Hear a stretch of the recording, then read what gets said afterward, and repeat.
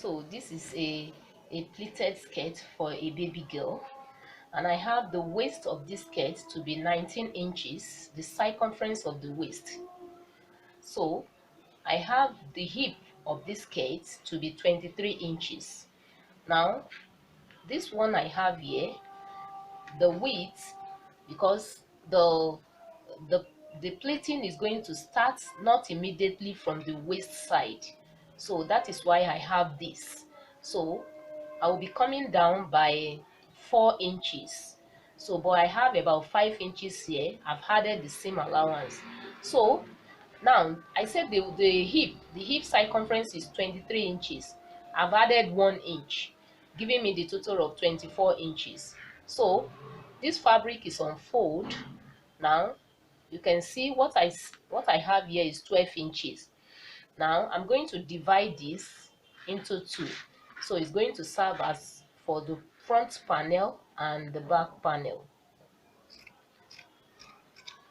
So right now I have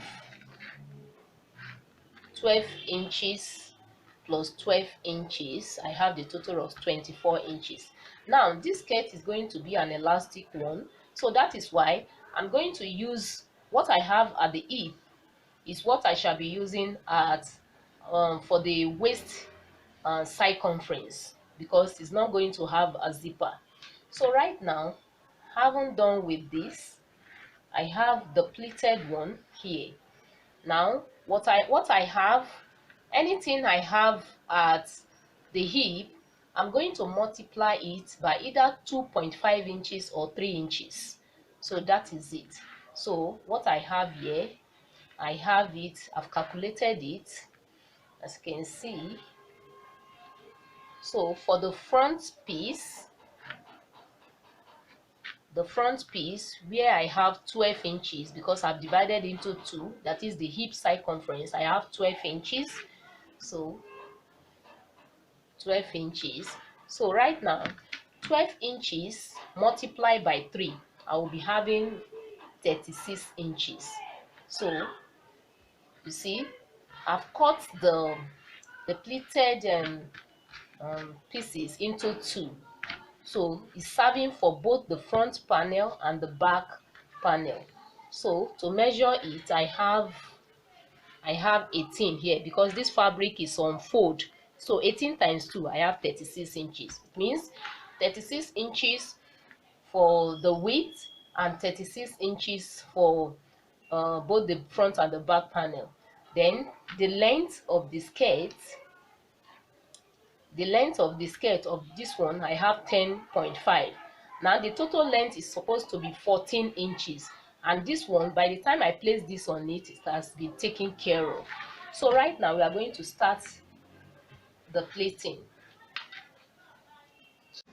So here I'm going to mark 2 inches. I have my 2 inches here. Whatever I mark here is what I shall be marking at the base. So 2 inches also at the base. The reason why I'm marking it at the base is because of the ironing, so that it will give me a very nice ironing, because I have to reckon with the one at the base. So now I'm going to mark 2 inches.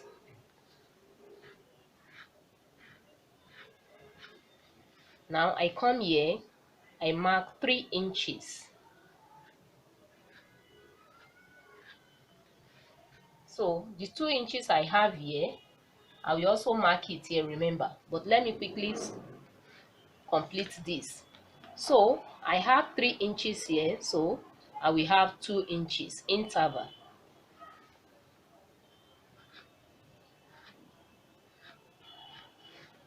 Then 3 inches,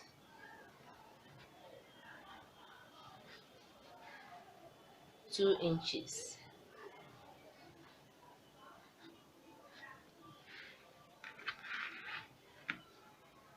3 inches,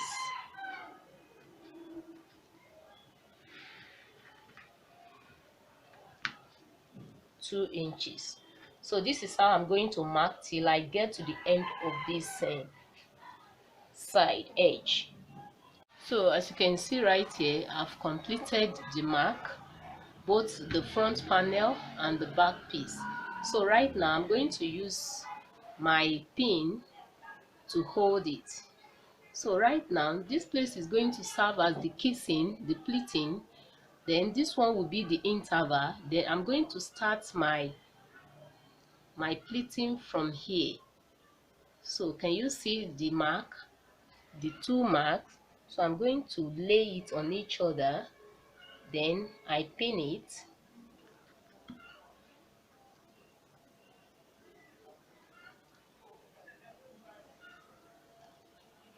So I pin it. I'm going to leave this interval, then I move to this one where I have 3 inches. I lay it on each other, then I use my pin to hold it. So this is how I'm going to do till I complete everything. So this is how it's going to be, after which I use my machine to stitch it just little by 0.4 inch. As you can see, I've completed the stitch. Can you see? I've stitched it flat at the back.